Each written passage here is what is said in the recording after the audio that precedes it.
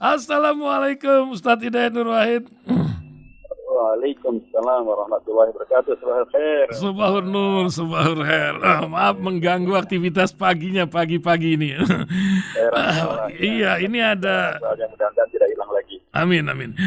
Ustadz Hidayat, ini ada isu beberapa isu ya, kita rangkaikan ini kisah negeri kita ini luar biasa. Kemarin tuh sampai Persatuan Gereja pun uring-uringan terhadap BNPT yang tahu-tahu macam bajai nikung, tak pakai kabar lagi, membuat sebuah himbauan menyontoh Singapura, menyontoh Malaysia, menyontoh Saudi untuk mengontrol masjid-masjid di Republik ini. Apa yang Ustadz Hidayat lihat dari ini? Apakah ini sebuah pelanggaran konstitusi? Dan juga kita ingin dengar juga dari Ustadz Hidayat Nur Wahid perkembangan dari perpolitikan di mana PKS sekarang macam sebuah kisah yang sedang ditunggu-tunggu, kapan rapat Dewan Suro menyangkut pencapresan dari koalisi perubahan ini yang sedang digadang-gadang. Dan apa yang lain yang bisa diingatkan untuk pendengar Radio Silaturahim dari orang yang berada di tampuk paling tinggi Republik ini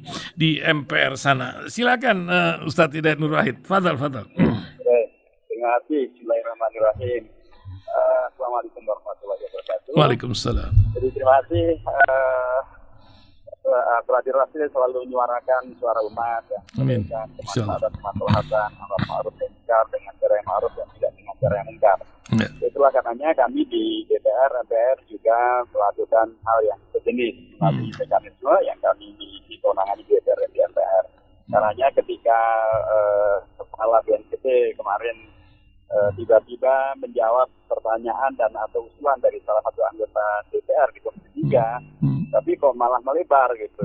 Jadi pertanyaannya itu spesifik sesungguhnya, tapi kemudian melebar kepada yang disampaikan bahwa negara mestinya melakukan kontrol penuh terhadap seluruh rumah ibadah, bukan hanya masjid saja, seluruh rumah ibadah, gitu ya, karena tadi adanya penyebaran kebencian, adanya kritik kepada pemerintah, penyebaran radikalisme dan lain sebagainya. Tentu saja apa yang disampaikan oleh Kepala BNPT tadi menuai penolakan yang keras, akan termasuk dari Komisi 3 sendiri. Misalnya anggota Komisi 3 dari PKS, Habib Abu Bakar Habsyi, menyampaikan bahwa ini sikap yang menyesatkan. Apa yang disampaikan itu dan kemudian hanya dari satu pertanyaan tapi kemudian dilakukan generalisasi, itu adalah satu hal yang tentu bahkan bisa menghadirkan hal yang mengkhawatirkan, bisa juga menghadirkan teror ya terhadap harmoni kehidupan beragama di rumah-rumah ibadah, di mana mestinya orang datang ke masjid, ke rumah ibadah itu untuk mendapatkan ketentraman. Tapi ini belum apa-apa, dilakukan generalisasi yang bisa menghadirkan kecemasan, kekhawatiran, dan bahkan mungkin stigma, dan itu tentu bahkan menjadi teror ya, yang harusnya justru dihindari. Nomor dua, bahwa kemudian beliau menyebutkan negara-negara yang lain juga melakukan kontrol sejenis.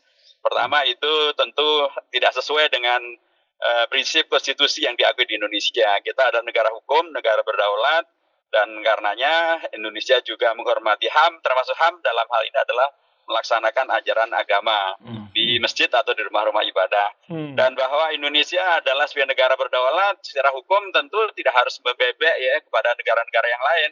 Boleh saja negara yang lain punya kebijakan karena latar belakang sosial, ekonomi, politik yang mereka lakukan. Mungkin juga karena sejak dari awal mereka lah yang hanya mereka saja negara-negara itu yang mendirikan masjid, masyarakat nggak boleh mendirikan masjid misalnya. Atau sejak dari awal memang masjid itu sepenuhnya dalam pengawasan pemerintah, dalam artian seluruh imamnya, khotibnya memang digaji oleh pemerintah gitu, sehingga pemerintah merasa berhak untuk melakukan kontrol. Tapi di Indonesia kan sama sekali tidak. Di Indonesia itu masjid rumah ibadah jauh lebih dulu ada ketimbang negara gitu ya, dan bahkan masjid dan rumah ibadah itu sangat berjasa bagi Indonesia merdeka. Melalui para santri di rumah-rumah ibadah mereka lah tergema teriakan takbir Allahu Akbar melawan penjajahan Belanda maupun yang lainnya. Dan juga masjid-masjid di Indonesia itu yang didirikan pemerintah mungkin nggak nyampe 10% ya dari keseluruhan didirikan oleh masyarakat gitu.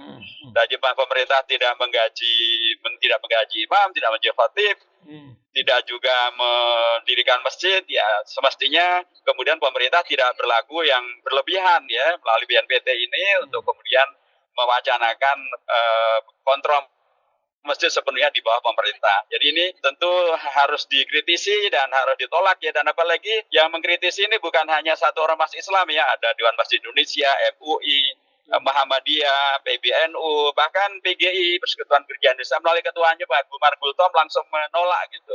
Karena memang ini akan kembali menghadirkan negara polisi, negara era represi seperti zaman Orde Baru gitu ya.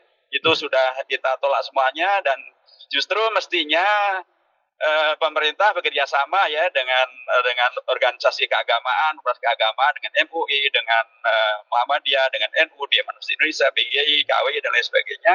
Bagaimana agar rumah ibadah itu betul-betul menjadi tempat di mana kenyamanan beribadah bisa dilaksanakan, amar ma'ruf tetap bisa dilaksanakan, nahi mungkar tetap dilaksanakan. Toh negara pertama tidak akan mampu melaksanakan kontrol itu ya. Nomor dua itu akan malah menambah beban bagi negara untuk sesuatu yang tidak diperlukan. Negara harusnya justru termasuk BNPT harusnya lebih fokus kepada bagaimana menyelamatkan di Indonesia dari ancaman separatisme yang luar biasa dari Papua. Mereka jelas bukan hanya menteror, bahkan berapa tentara terbunuh, berapa polisi terbunuh, berapa rakyat sipil terbunuh, berapa dan seterusnya gitu. Ancaman mereka masih luar biasa. Termasuk juga bahaya laten komunisme, bahaya laten sekarang ini Indonesia darurat narkoba dan darurat juga judi online. Kenapa tidak kemudian itu yang menjadi fokus daripada BNPT? Karena ini semuanya juga bentuk teror yang lain. Kalau orang sudah termakan dengan narkoba, kemudian terkena judi online, wah itu teror masa depan negeri kita luar biasa itu. Itu jelas di depan mata gitu. Kenapa tidak itu yang dijadikan fokus? Jadi saya sekali lagi mengkritik ya dan menolak dan berharap agar penjelasan yang disampaikan Kepala BNPT itu tidak cukup memadai, lebih baik dicabut saja pernyataan prinsipnya, baru kemudian akan menyelenggarakan penjelasan yang lebih komprehensif. Adapun terkait dengan beragam perkembangan politik yang ada, memang politik itu selalu dinamis ya, tapi saya tidak sepakat dengan kaidah yang mengatakan dalam politik tidak ada kawan abadi, tidak ada musuh abadi, yang ada adalah kepentingan abadi. Enggak. Kalau dalam konteks PKS kita merujuk pada Al-Quran. Al-Quran mengatakan wa ta'awan 'alal birri wat taqwa wa la ta'awan 'alal ismi wal 'udwan. Kita diperintahkan untuk ta'awun, kolaborasi, koalisi dengan siapapun, selama itu menghadirkan albir wa taqwa. Albir adalah segala kebajikan yang ada dalam masyarakat, at-taqwa adalah kebajikan yang secara spesifik disebutkan dalam Al-Quran. Tetapi kalau kemudian koalisi itu, ta'awun itu bisa menghadirkan al-ismu wal 'udwan, yaitu terjadinya dosa dan atau pelanggaran hukum, menghilangkan maslahat, tentu kita tidak berkoalisi lagi. Jadi tolak ukurnya bukan kepentingan, tapi tolak ukurnya adalah ini albir wa taqwa atau tidak, atau malah al-ismu wal 'udwan. Nah, yang menentukan itu semuanya adalah bukan individu, yang menentukan itu semuanya adalah syuro, majelis syuro kami PKS tetap menegaskan bahwa kami mendukung Pak Anies Baswedan sebagai calon presiden dan kami tetap berdalam koalisi. Tetapi kalau kaitannya dengan calon wakil presiden, karena ini adalah perkembangan baru yang relatif tiba-tiba gitu ya, karena tidak terduga sebelumnya, kami harus bahas lagi di Majelis Syuro begitu. Jadi secara prinsip kami tetap bersama dengan koalisi perubahan untuk persatuan dan kami tetap mendukung Pak Anies sebagai calon presiden. Tapi kami akan membahas lagi tentang calon wakil presiden yang adalah Caimin ini. Sudah dijadwalkan di dalam Majelis Syuro. Udah dijadwalkan kapan? Majelis Syuro masih dalam penggodokan sekarang kapan akan diselenggarakan. Tentu kami akan mempertimbangkan seluruh perkembangan yang ada, termasuk juga masukan dari banyak pihak untuk segera dilaksanakan Majelis Syuro. Tapi juga kami mengingatkan KPK agar jangan menjadi alat politik. KPK mestinya adalah alat penegakan hukum yang adil. Hukum yang adil itu adalah basisnya adalah data, basisnya adalah kesetaraan di depan hukum. Siapapun yang apalagi ada kasus-kasus yang menjadi perhatian publik dalam kasus korupsi yang triliunan atau melibatkan keluarga pejabat, ya itu harusnya juga dan sudah dilaporkan oleh publik kepada KPK, harusnya secara prinsip penegakan hukum yang equality before the law itu harusnya dilaksanakan oleh KPK. Dan itulah yang menjadi harapan kita semuanya, dan hari ini kita dengar Caimin akan hadir ke KPK untuk memberikan penjelasan karena beliau dipanggil hanya sebagai saksi. Mudah-mudahan KPK betul-betul untuk menegakkan hukum dan bukan untuk kepentingan politik yang tidak sesuai dengan aturan hukum. Masya Allah. Terakhir Ustadz, pesan kepada pendengar radio Silaturahim ini di berbagai negara dan yang sedang di rumah maupun di perjalanan, karena banyak orang ini macam diaduk-aduk dalam tahun politik ini hatinya, tapi ini kan lain, ini kan domain dari sebuah art atau seni, tapi ghiroh agama tetap harus ada. Bagaimana Ustadz Hidayat Nur Wahid? Tafadhol Ustadz. Ya, pertama kami berharap bahwa warga tetap kritis ya, tetapi juga tetap melakukan cek dan recheck informasi, karena informasi ini sekarang begitu luar biasa, amat sangat terbuka.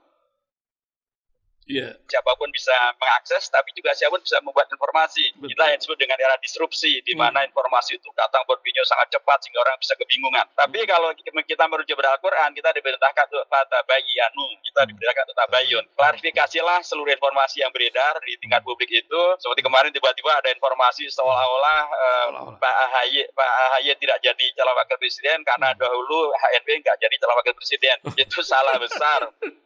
Nggak ada hubungannya sama sekali gitu ya, dan saya menolak itu dikait-kaitkan karena memang tidak ada hubungan. Tapi kalau tidak ada tabayun kan menjadi seolah-olah begitu gitu ya, padahal tidak demikian. Jadi laksanakanlah prinsip Al-Quran yang memerintahkan untuk tabayun, tapi juga untuk silaturahim, juga untuk menjaga ukhuwah, untuk mementingkan kemaslahatan besar. Untuk tadi percayakan juga insya Allah kami di PKS akan tetap bermusyawarah, mempertimbangkan kemaslahatan terbesar bagi umat. Kita akan menimbang-nimbang dengan yang terbaik, dan anggota Majelis Syuro PKS dari seluruh Indonesia.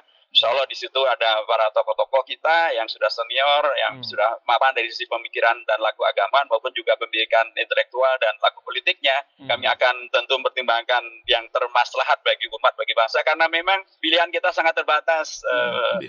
Karena dengan diberlakukannya presidensial threshold 20% itu, PKS sudah menolak dengan walk out, kita sudah menolak dengan mengadukan judicial ke Mahkamah Konstitusi, tapi gagal gitu kan. Jadi memang kita sudah mengupayakan tapi gagal, ya pilihannya hanya sangat terbatas. Dari pilihan yang terbatas inilah kita di dalam syariah ada ungkapan fiqhul muwazanah. Kita harus menimbang-nimbang, membandingkan mana yang lebih maslahat, mana yang kurang madharatnya, mana lebih banyak maslahatnya. Memang tidak ada yang ideal, tapi kalau kemudian dari yang tidak ideal ini kita menyikapi dengan golput, semakin tidak ideal lagi. Tapi dari yang tidak ideal ini kan kita masih punya calon presiden kita kan tetap Pak Anies Baswedan. Dan Pak Anies Baswedan kan tidak ada masalah dengan wakil presiden gitu ya. Sehingga mestinya kita fokus saja pada tingkat itu, dan kemudian bisa memenangkan umat, memenangkan rakyat, memenangkan Indonesia agar Indonesia kita lebih baik ke depan. Jadi jangan ada yang bingung, jangan ada yang golput, tapi pergunakan yang ada untuk menggunakan hak yang ada untuk memilih dengan baik yang benar, untuk kemudian dengan perubahan yang terjadi mudah-mudahan kita bisa memperbaiki Indonesia lebih baik ke depan lagi, dan tidak ada lagi nanti tiba-tiba rumah ibadah mau diawasi oleh pemerintah gitu. Pas tahun pemilu lagi.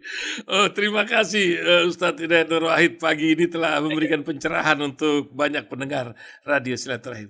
Assalamualaikum warahmatullahi wabarakatuh. Waalaikumsalam warahmatullahi wabarakatuh. Jazakallahu khair, barakallahu fikum. Tahiyatil jami'an. Insyaallah.